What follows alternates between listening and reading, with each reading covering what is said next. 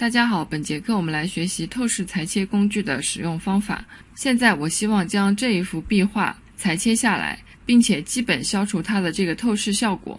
我按 Ctrl 加号将画面进行放大，选择透视裁切工具。透视裁剪工具是在裁剪工具的下面一个工具。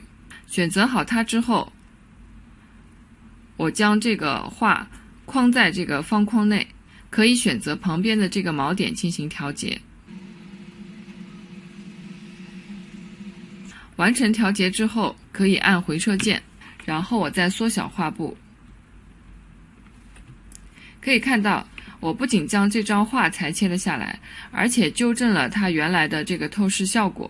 好，这就是如何使用透视裁剪工具。本节课就到这里，欢迎大家继续观看下节课的内容。